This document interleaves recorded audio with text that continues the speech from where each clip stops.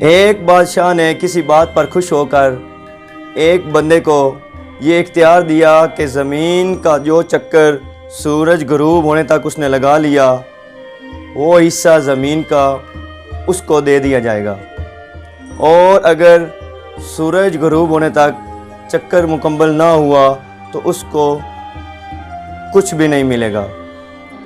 وہ بندہ زمین پر چکر لگانے کے لیے چل پڑا، چکر لگانا اس نے شروع کر دیا، اور جب دوپہر کا ٹائم آیا تو اس نے سوچا کہ واپسی کا چکر لگانا چاہیے، لیکن پھر لالچ آیا کہ میں جا کر کیوں نہ اور زمین کا چکر لگاؤں، کافی ساری زمین میرے حصے میں آ جائے گی۔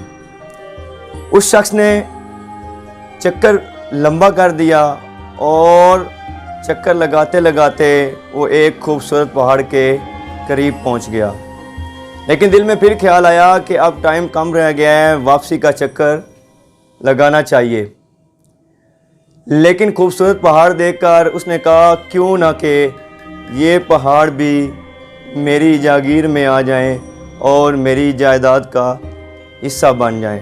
چنانچہ اس نے وہ چکر پہاڑ کے گرد لگانا شروع کر دیا، اور پھر کیا ہوا؟ پھر یہ ہوا کہ سورج غروب ہونے کا ٹائم قریب آ گیا اور اس نے واپسی جانے کا چکر لگانا شروع کر دیا۔ اب ٹائم بالکل تھوڑا تھا اور فاصلہ بہت زیادہ۔ اس شخص نے بھاگنا شروع کر دیا، بھاگتے بھاگتے اس کو سانس اور اس کو پسینے آنے شروع ہو گئے۔ وہ شخص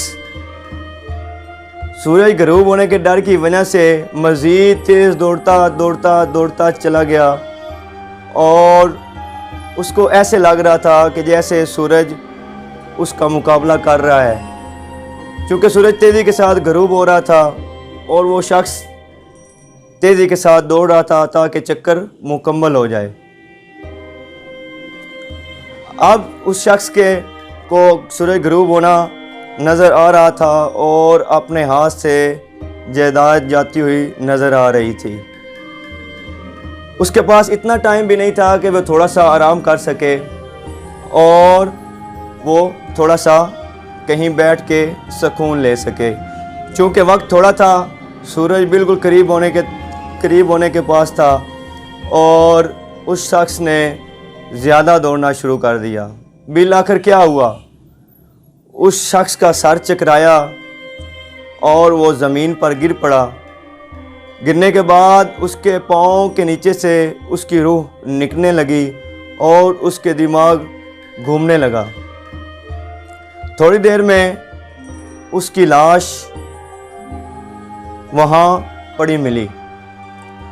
جب بادشاہ وہاں پہنچا تو بادشاہ نے دیکھا، اور بادشاہ نے اسی جگہ اس کی قبر بنوائی، اور قبر بنوانے کے بعد اس پر کتبہ لگایا اور اس پر یہ لکھوایا کہ اس کی جگہ اتنی تھی، ایک قبر جتنی۔